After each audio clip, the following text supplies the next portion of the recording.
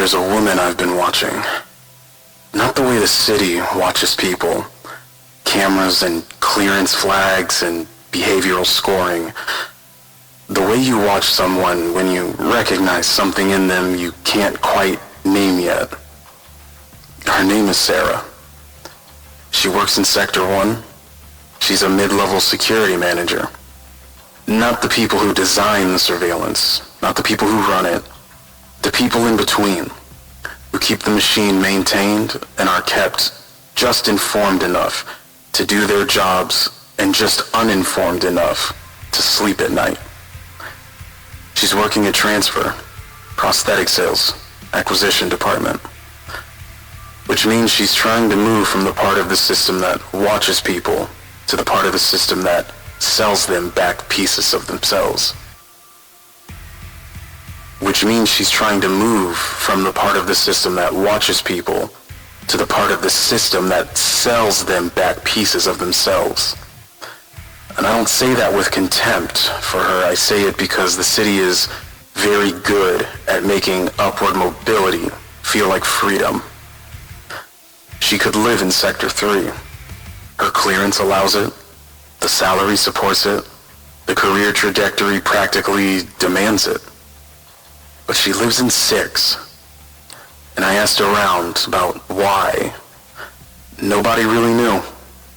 She doesn't have close friends, acquaintances mostly, people who know her name and her job title and not much else. I think I know why she stays.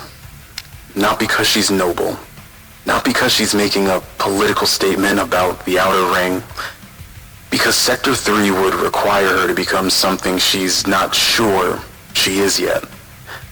And Sector 6 is close enough to the center to feel like she made it, and far enough from it to still have an excuse for why she hasn't arrived. That's not weakness, that's honesty. Most people in this city don't even know the difference, or even care. Her family stays in the outer ring. She left them behind years ago. Career first, career only. The kind of leaving that doesn't have a big dramatic moment. It's just a series of smaller moments where you choose work over a phone call, a milestone, a meal. Until one day the distance is so established that everyone has just learned to live without you in it. And her family learned. She probably tells herself they're better off, that her success is a kind of provision. Maybe.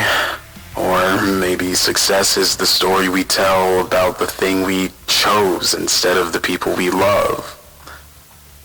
Here's what I know about Sera that the city doesn't put in her file.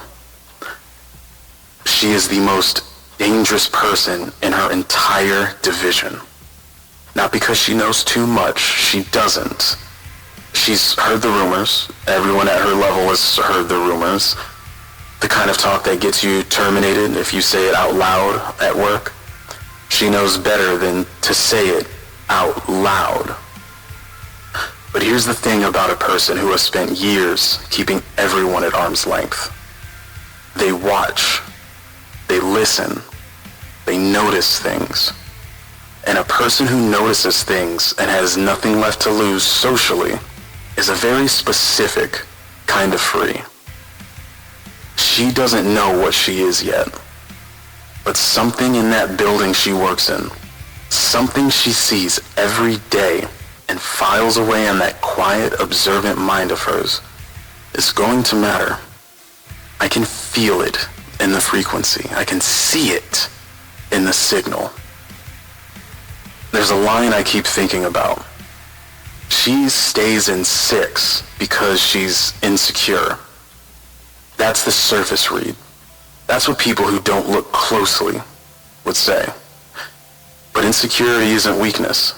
Insecurity is knowing that the version of yourself you've built might not be the real one. And that knowing, that specific, uncomfortable 3 a.m. knowing, is the beginning of everything. Most people in Sector 1 lost that feeling a long time ago. But Sera still has it. And that's why I watch her. Dead signal.